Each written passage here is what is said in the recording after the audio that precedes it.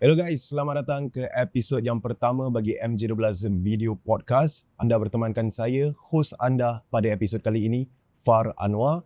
Dan saya juga merupakan host bagi rancangan Misteri Jam 12 di Corong Radio Ria 897. Misteri Jam 12.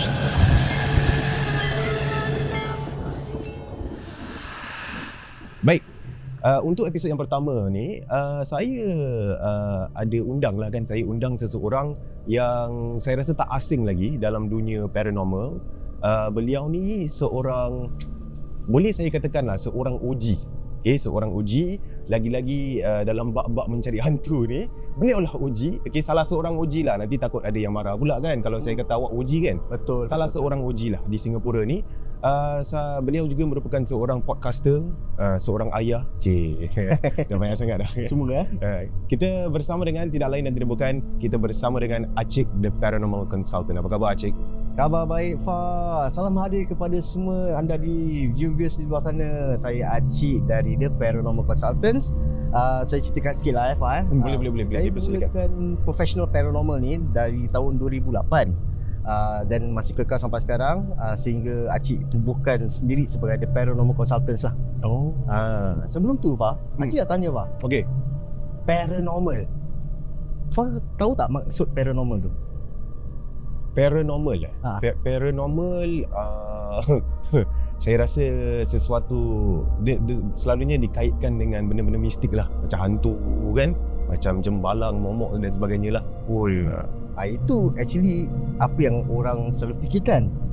Tapi sebenarnya Fah, kalau kita buka kamus, kita buka dictionary kan, masuk paranormal tu sebenarnya dia satu fenomena yang tak dapat dibuktikan melalui sains dan juga logik.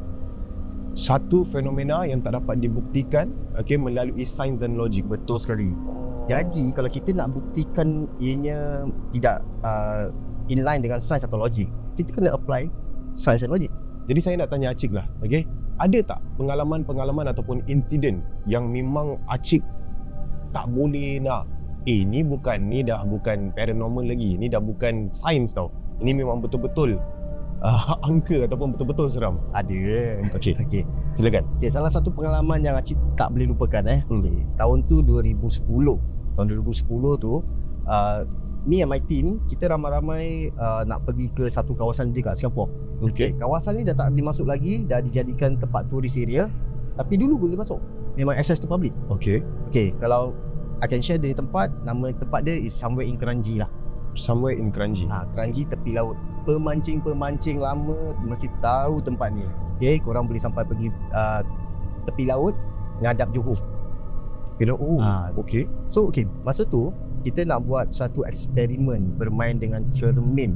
Eksperimen cermin ni dia very interesting sebab kita biasa dengar makhluk ni kadang-kadang muncul kat cermin, So ini adalah eksperimen dipanggil dimensional portal.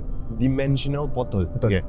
Dimensional portal di mana adakah betul cermin ni boleh ke alam lain ataupun makhluk ni suka dalam cermin.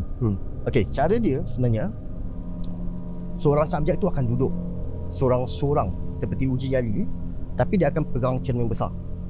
Bila dia rasa sesuatu yang tak sedap, dia rasa macam dengar bunyi menyeramkan ke, atau dia rasa macam aku rasa kat belakang aku dia tak boleh tengok, tak boleh toleh sepenuhnya. Tak boleh toleh, jadi dia nak kena gunakan cermin. Itu itu merupakan apa, syarat? Kira ini salah satu kepercayaan daripada kaum lain lah. Jadi kaum lain ni, ataupun kalau boleh sebut, boleh dipersilakan. Kaum Cina, dorang percaya ada 3 api yang protect dorang. 3 api yang protect dorang. Shoulder, 2 dengan dekat atas temple. So kalau dia nak toleh pusing semua. 3 api nak tunjuk kat makhluk. Kira dia kena ketiga-tiga point ni kena ke arah benda tu. Betul. Sebab tu mereka menggunakan cermin. Cermin ni sebab apa tahu? Kadang-kadang diorang percaya manusia salah satu apinya mungkin tak kuat, atau semua apinya yang protect diorang tak kuat. Jadi menggunakan cermin as a reflection, kita save lah. So kita nak cuba adakah kepercayaan ini, sebab ini bukan kepercayaan kimia je, ada juga masyarakat juga percaya. Jadi kita gunakan cermin sebagai reflection untuk reflect. Faham. Jadi kita tak betul 100% lah kita reflect. Malam tu Fah, kebetulan kita ada satu subjek perempuan yang berani nak cuba. Okay, so kita masuk ke dalam hutan tu, kita jalan sampai kat dalam. Kita duduk dah dapat lokasi base Kita dah set up, eksperimennya tempat pun dah set up Okay, Acik yang set upkan tempat tu, tengok kawasan dia safe semua selamat dan sebagainya. Bila Acik tengah nak jalan balik ke base, Acik jalan seorang tau. Dan dulu tak ada pakai night core, torchlight tak ada. Kita cuma pakai lampu dim light hijau je ke bawah. This is to train our eyes dalam gelap. Oh, pasal nanti bila dalam gelap tu mata kita akan readjust. Okay, salah satunya is adjust. Kedua, jadi kalau kita dah tune kat gelap, sesuatu bergerak, kita boleh define. Ini juga untuk bukan lokal, untuk luar negeri. Luar negeri dia gelap lagi gelap. Terus tangan pun tak nampak Is that pitch black? Yes, betul. Saya pernah ke Sukabumi, Indonesia. Atas gunung, dia gelap habis. Tak ada light pollution pun tak ada. Dia macam mana? Kita pakai lampu just shine dekat kita jalan lah. Tapi kalau off lampu dah habis lah. Tak nampak okay. Sorry saya mencela. Tapi kalau dekat Singapura ni, tempat gelap sekalipun lah, tetap ada cahaya. Tetap mata awak ni boleh readjust tau. Betul. Tapi ni dah total pitch black Total pitch black. Okay, sorry, proceed. Okay, so bila Cik tengah jalan seseorang nak balik ke base tu, dalam gelap tu kan, tengah jalan-jalan, it takes about, I think dalam 300 meter, 200 lebih meter nak sampai base Acik perasan kat depan, dalam 60 meter, 50 meter tu, asal aku nampak ada sosok orang jalan. Baju dia sama macam baju kru aku. Cara badan dia, jalan dia sama macam one of my crew. So nama dia Alang lah. Nama dia Alang. Macam this my crew nama Alang. So Acik macam Alang, nanti Alang nanti. Tapi dia diam. So Acik pace up, Acik cepatkan pergerakan. Saya nampak dia terus masuk dalam semak. Acik asal budak ni masuk dalam semak Okay, ikut masuk semak tu. Nampak dia kat depan, tengah berdiri stay. Siap, kau nak pergi mana? Ingat nak pergi toilet kan? Tanya macam, kau nak pergi toilet ke? Nak buang air kecil ke? Dia diam Pak. Lepas tu saya jalan ke depan, dia lagi ke depan lagi. Tak sampai-sampai tau. Sampai to the point tu, ada satu kawasan terbuka kira an open space. Dia ada macam a bit of macam tanah field It's a field Bila dia beli kat situ, dekat situ tu, dengan cahaya lampu malam tu, nampak tau daripada sudut tepi. Ini macam budak aku ni. Apa yang aku dah tercat? Acik tak perasan, I really tak perasan, tak ada terfikir ini something is different. Faham. Acik betul-betul ingatkan tu kawan Acik. Correct, betul. Acik Ingatkan dia lah. Jalan lagi depan tau. Kau nak pergi mana tau. Lah macam, kau nak pergi mana ni? Ada tempat best ke? Sekali bila dalam 5 tapak lepas jalan, terpandang, dah tak ada. I start to panic macam mengeluh macam, alamak, ni dah mana ni? Cari tau. Jalan berapa tapak sebenarnya. Pasal Acik dah ikut. Lepas tu Acik sendiri dah sesat. Dah tak tahu sesat, betul. So bila Acik nampak kat depan tu, dah gaul lah. Tengok juga, buka lampu, tengok. Mana budak ni? Tak ada ingat jatuh.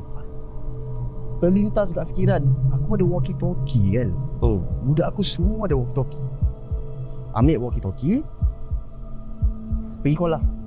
Alang, Acik tu Alang, kami Alang. Dapat reply, Alang dia Acik. Dah diam tau. Kau kat mana Lang? Reply, aku dekat base. Boom, baru dah macam come back to realization. Itu siapa Dia macam mana aku nak cakap kalau kita fikir sekarang ni lah, kalau kita fikir dia macam benda tu sengaja nak sesatkan Acik Yes. Ataupun mungkin kalau Acik lalai, Acik ikut, mungkin Acik sendiri yang jatuh gaung tu. Betul. That is the theory that I thought also. Apa yang Acik fikirkan Pasal kadang-kadang bila dalam hutan ni, tak kisah kat mana negeri mana pun kadang-kadang kita jangan lalai. Orang kata yang lalai. Makhluk ni yang nak mainkan kita, dia suka menyerupai. Ini kita biasa dengar, kita biasa tahu, betul tak? Dia menyerupai seseorang. Jadi for me, memang I am a leader that take care of crew. So mungkin this is the correct time untuk dia menyerupai satu crew yang dia tahu Acik akan ikut. Dia jaga pasal ibu nak pergi mana kan, risau kan. So bila Acik dah sedar tu Acik trace back keluar daripada semak sama, daripada hutan tu, dapat the main path balik tau. Dapat main path, okay, elok, terus pergi base. Dah sampai kat base, nampak dia kat situ. That is where I actually macam, okay, emosi semua dah ganggu tau. Macam dah mangkuk, dah bingung. Kau betul ke kau kat sini dia tadi? Dia dah macam, kenapa cik? Betul lah dia tadi kat sini. Kau jangan bidik Kau jangan bidik. Tadi aku nampak kau tau. Dekat base ada 5 kru. Dia cakap, dia tadi kat sini tau. Dia jaga monitor ni lah, yang kita nak tengok live ni.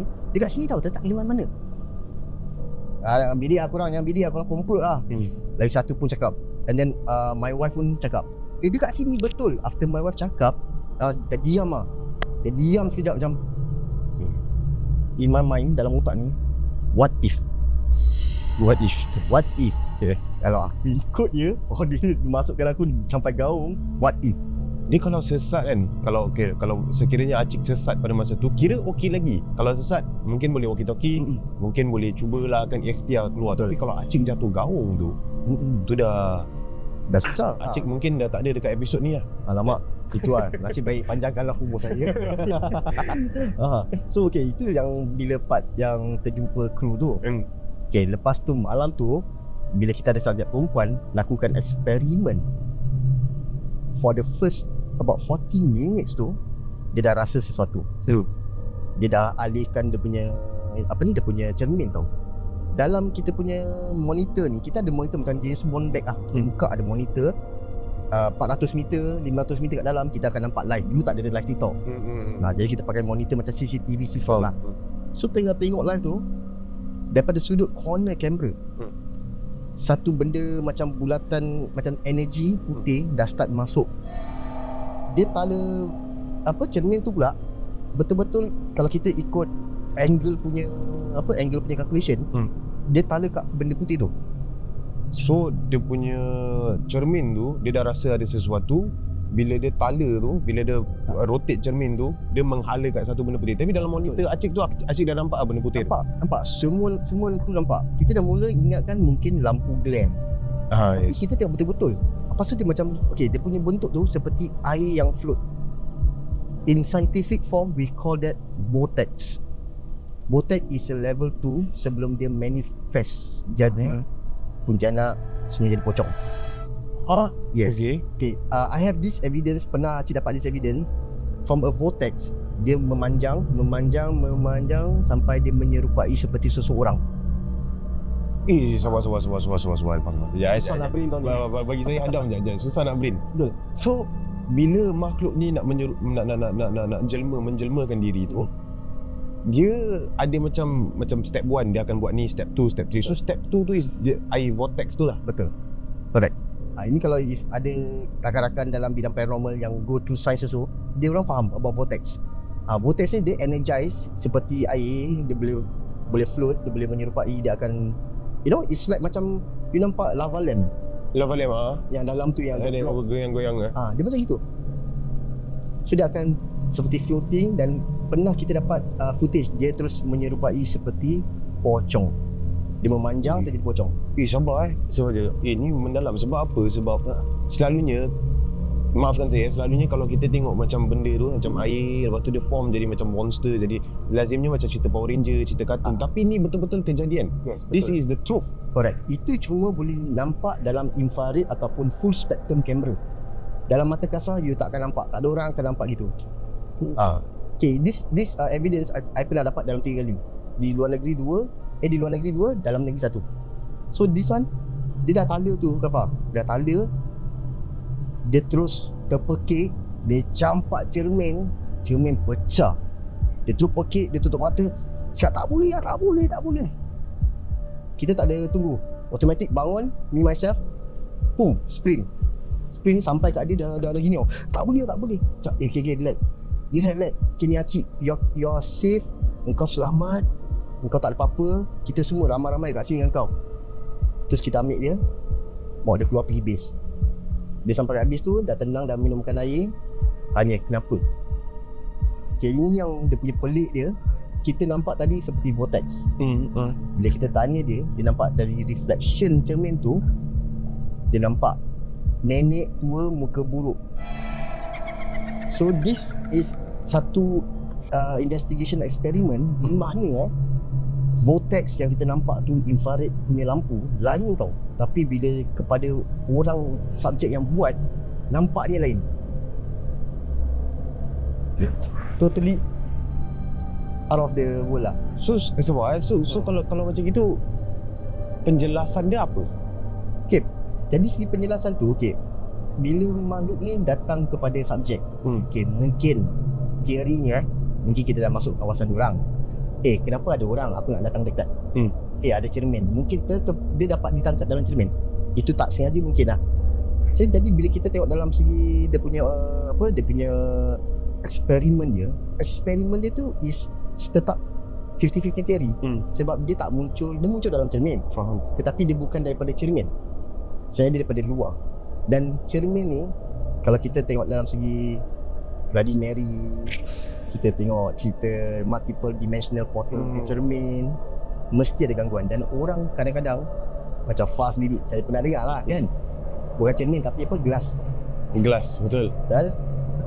So tak tahu kenapa bila ada gelas, ada unsur cermin, makhluk ni suka. Sebab mungkin psychological. Ini adakah ini sebabnya sebab orang-orang dululah, sekarang ni dah jarang saya nampak, tapi dulu kalau anda katalah orang Melayu kita orang Islam meninggal, lazimnya cermin-cermin dalam rumah tu mereka akan tutup dengan kain. Betul. Ini sebab dia, sebab apa penjelasan dia, sebab makhluk-makhluk ni suka dengan cermin. Okay, daripada my point of view, sekiranya bila seseorang tu meninggal kita tengok kepada orang yang ada piara dan saka ataupun kodam. Pernah juga Acik dengar kodamnya akan menyerupai semati. So biasanya dia tak akan muncul begitulah kan. Dia tak akan muncul sesenang-senang gitu. Jadi permainan orang kat cermin, dekat gambar-gambar. Jadi mengikut kepercayaan orang, lebih baik tutup cermin. Bukan cermin je even kalau macam kita ada cupboard almari yang ada gelas pun ditutup. Okey, tutup tu untuk apa? Deter benda ni, untuk elakkan benda ni daripada masuk cermin ke, menjelma ke, macam mana? Jadi sebenarnya pada kita sendiri. Kalau kita tengah duduk ngadap TV, sekarang kat belakang ada orang berdiri yang kita makhluk seram berdiri, dia terkejut tak? Boleh terencat tak? Betul. So actually pada kita. And also is to block the opportunity makhluk ni untuk menakutkan kita daripada belakang. Faham. Jadi it's a whole concept lah. Jadi itulah dia punya penjelasan dia. Pasal apa sebelum ni, betulkan saya kalau saya salah tapi sebelum ni saya pernah dengar orang kata kena tutup lain kali tutup, lepas sebab tu nak elak daripada roh si mati ni daripada masuk ke dalam kan. Benda-benda macam tu kita selalu dengar kan. Tapi dari segi boleh saya katakan ni dari segi scientific ataupun actually the mixture lah apa yang Acik penjelaskan tadi tu dia macam mixture of scientific dengan juga spiritual. Jadi I mean it makes sense lah. Itulah penjelasan dia. Yang selama ni kita dimomok-momokkan oleh yalah orang tua kita. Tapi mereka ni adalah penjelasan orang-orang dulu ni. Saya tak nak sangkal kan apa yang mereka kata tu tak betul kan. Tapi adalah penjelasan, tapi saya rasa ini penjelasan yang paling baik lah kan yang so far saya pernah dengar. Saya dah tanya pengalaman Acik awal tadi. Sekarang ni saya nak tanya Acik pula. Lazimnya kalau kita pergi tempat-tempat seram ni, saya pernah dengar lah orang terjumpa barang, terjumpa kain kuning lazimnya, ataupun mereka terjumpa gelas botol, dalam tu ada surat dan sebagainya kan dekat laut tu. Jadi saya nak tanya Acik, dalam pengalaman Acik lah dari tahun 2008 ni sampai ke sekarang, apakah mungkin benda yang paling pelik, benda yang paling seram Acik pernah jumpa sewaktu Acik investigate sesuatu lokasi tu? Okay, ada dalam VTT saya dekat TikTok, di mana kita terjumpa barang-barang ilmu sihir. Okay, ini bukan time tu kita bukan buat para, kita bukan buat night walk, kita tak buat investigation. Kebetulan seseorang kru kita orang kerja dalam pest control, dia masuk di salah satu kubur lama di Singapura. Dia kena clear busut anai-anai dekat tepi kubur tu. So bila dia tengah cangkul tu, tengah pecahkan, dia terjumpa sesuatu kat dalam. Dia call Acik, I go down. Ada video dia, video saya tunjuk Sorry, ni berlaku pada tahun berapa ni? Ini actually tahun last year. Oh, last year? Last year. Okay. busuk dia dah tinggi. Okay, kita tahu busuk bila dah tinggi ni, dia dalam 3-4 tahun. This is kita anggaran. Okay, this is all the logics So busuk ni dalam 3-4 tahun. So kalau kita ambil paling lama 4 tahun lah. So benda tu dah kat dalam for 4 years. Bila kita pecahkan, kita jumpa gambar seorang wanita. So dia macam apa? Bungkusan? Tak, dia berterabur kat dalam. Kira gambar penuh, gambar yang dulu punya CSR ke apa kan, kat dalam. Oh, so bila Acik pecahkan busuk tu, Bila pecahkan dekat dalam, kira dia busuk dia dah keras kan. So bila my crew ni pecahkan, kita jumpa gambar perempuan gitu je, satu keping. Kita pecahkan lagi, kita jumpa 3 bungkusan seperti pocong tapi kecil bungkusan. Okay, kita jumpa botol dalam 5 botol dalam ada jarum hitam dengan minyak. Kita dah pecahkan memang nak clear busuk apa. So dia pecahkan, benda tu kita collect. Itu seorang cakap dalam video tu, jangan kecam saya tak pakai glove. Kita semua tak pakai glove, kita main ambil. Diam. Kenapa jangan kecam awak? Sebab memang kalau betul-betul orang suruh pakai glove, tapi ada orang kata sebab mungkin dia punya curse ataupun sihirnya boleh transfer.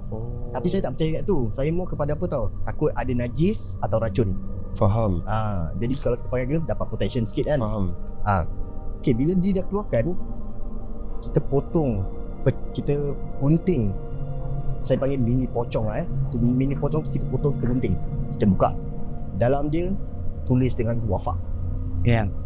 Banyak. Semua bungkusan pocong tu dalam dia ada wafak. Lepas tu kita pecahkan botol, kita buang air dia, kita pecah patah-patahkan jarum hitam. Jarum-jarum tu semua kita patahkan. Kita patahkan, kita nampak kita nampak gambar tu. Kita panggil seseorang, dah habis everything, kita kumpul, kita bakar. Kita bakar kat situ. Happen kat Singapore, so walaupun metropolis country. Dia dah kira bermakna sihir tu dah ditanam selama 3-4 tahun. Betul. Sebab based on the busuk punya ni kan. Betul. Jadi saya nak tanya Acik, ni curious lah, out of curiosity kan. Acik pernah tahu tak wanita yang dalam gambar tu sama ada dia masih lagi hidup ataupun tidak? Okay, kita tak tahu. I don't know, I tak kenal. Even bila post dengan gambar tu, I blur it out. Just to protect the individual lah. Yes, correct, betul. Pasal kita tak tahu what is the story back end. Pasal itu siapa dia, kenal atau tak kenal tu, I don't take that as my first main. Pasal the first thing that to do, nak kena buat tu, pecahkan si itu. Dia hidup atau tak hidup, follow alam. Tak kenal bos. Okay, daripada spiritual side, the Ruqyah side, dia mengatakan kenapa diletak dalam busuk? Satunya orang tak suspek. Ya. Takkan aku dipakai tangan yang kena gigit kan. Kedua, busuk ni kalau kita tengok logiknya, dia ada sistem. Kalau panas dia akan jadi sejuk. Kan binatang punya architecture lah Dan kalau sejuk dia ada dia punya ekosistem diorang lah. Sistem dia. So bila dimasukkan dalam busuk tu, is also untuk apa tahu? Kalau sekiranya busuk tu panas, orang tu akan rasa panas. Kalau malam sejuk, orang tu rasa sejuk. Efek ni kat situ. Itu salah satu nak kasih orang ni rasa sakit sakit. And then of course pocong tu is tanda ikatan about maybe mungkin salah satunya is sihirnya ataupun ikat orangnya. Faham, ikat orangnya. Bermaksud macam pengasih, macam mungkin kalau orang spiritual mungkin diorang tahu pasal perkataan sukma. Jiwa dia ikat. Jadi orang tu akan lesu, rasa lemas, macam tak ada daya nak hidup tu dah tak ada. Betul, depression kind of thing. Memang itu sihir yang kalau betul terjadi sihir tu memang dia nak kasih rabak bukan satu je, dia 3. Itulah multiple. Memang dia anti dia orang gila habis lah. Benda ni berlaku di Singapura kan? Betul. Siapa kata dunia serba moden, serba canggih. Betul. Pembangunan dah mempasak tinggi. Betul. Tapi ada juga kan benda-benda ataupun perkara kurafat ni lah yang berlaku di Singapura ni. Betul. Jadi Yelah, tapi also disclaimer lah kita bukan nak menunjuk, tetapi ni kebetulan terjumpa. Dan niat saya, kira niat kami lah masa tu is untuk membantu lah. Hanya membantu je. Itu je. Saya tak ada superman power. Tapi itulah, setidak-tidaknya kalau andai katalah hamba Allah tu masih lagi hidup, kan, sekurang-kurangnya lah Acik telah pun membantu beliau lah kan. Acik telah pun membatalkan ataupun memecahkan sihir yang terkena pada dirinya tu kan. Semoga andai kata beliau masih lagi hidup, saya hopefully she's okay lah, she's fine lah kan. Yalah, correct. Okay Acik, okay, itulah dua kisah yang diceritakan oleh Acik. Okay, baru permulaan guys, baru episod yang pertama. Saya rasa memang menarik sangat-sangat. Okay, dan okay, sebenarnya kita akan bersambung. Cerita ni tak habis dekat sini. Kita akan bersambung. Okay, sebab menarik, saya nak tahu lebih lagi, saya nak dengar lagi banyak cerita akhir daripada pengalaman Acik sendiri. Jadi guys, okay, sebelum kita melabuhkan tirai lah bagi episod kali ini, saya nak tanya Acik, Acik ada tak nasihat lah untuk mungkin orang-orang penonton di luar sana tu, mungkin tentang dunia paranormal ni. Mungkin ada yang suka pergi night walk, mungkin ada yang macam kau buat night walk, aku nak buat night walk. Macam mana? Apa nasihat Acik ataupun mungkin apa yang mereka boleh pelajari daripada Acik? Okay, pertama sekali safety je. Safety is the most important. Okay, korang pergi aktiviti, make sure korang balik selamat. Korang pergi one piece, balik two piece is still okay. Kalau 2 orang ikut, okay, itu rezeki. Okay, make sure korang pergi one piece, korang balik one piece. Okay, kedua, ini saya syorkan sekeras-kerasnya, jangan ceroboh, no trespass. Okay, aktiviti ni is supposed to be a happy activity. Kalau healthy lah, dia healthy lah. Betul, healthy activity. Jadi jangan trespass. Sebab macam mana pun kita ada undang-undang, kita hormat undang-undang kita. Dan kalau kita keluar negeri juga, kita hormat undang-undang di negeri lain. Faham. These are the two main things I will emphasize lah. Faham. The rest, sukatilah. Awak nak pergi kubur ke, awak nak pergi sana ke, pergilah. Betul. Janji safety. Betul. Okay guys, kita telah pun sampai di pengakhiran rancangan. Saya nak ucapkan jutaan terima kasih kepada Acik, okay, kerana sudi. Okay, episod yang pertama guys, kita dah undang Acik. Bayangkan episod yang seterusnya, siapa lagi yang akan ada? Mesti terus Fah. Kan, saya cuba guys. Okay, Terima Acik. kasih juga kepada Fah lah. Sama-sama. Dan juga kepada Ria MJ12. Yes, terima kasih. Okay, bagi penonton lah kan, yang sedang menonton ni, Acik ada yang mungkin saya minat lah dengan Acik ni, saya nak tengok video-video Acik. Mana? Dipersilakan Acik. Okay, kalau nak tengok video-video, korang boleh tonton dekat TikTok at The Paranormal Consultants. Okay, dekat IG pun ada, dekat YouTube pun ada, dekat Facebook pun ada. Jangan lupa lah kan, dalam arti kata lain, jangan lupa untuk follow Acik, okay, dekat semua social media. Dan juga guys, jangan lupa untuk follow saya. Okay, saya yang mengendalikan rancangan Misteri Jam 12 setiap hari Isnin hingga Jumaat jam 12.30 malam hingga ke jam 2 pagi. Dan pada jam 1 pagi saya akan go live di TikTok Mediacorp Ria 897. Dengan itu kawan-kawan, kita jumpa di episod yang akan datang. Salam.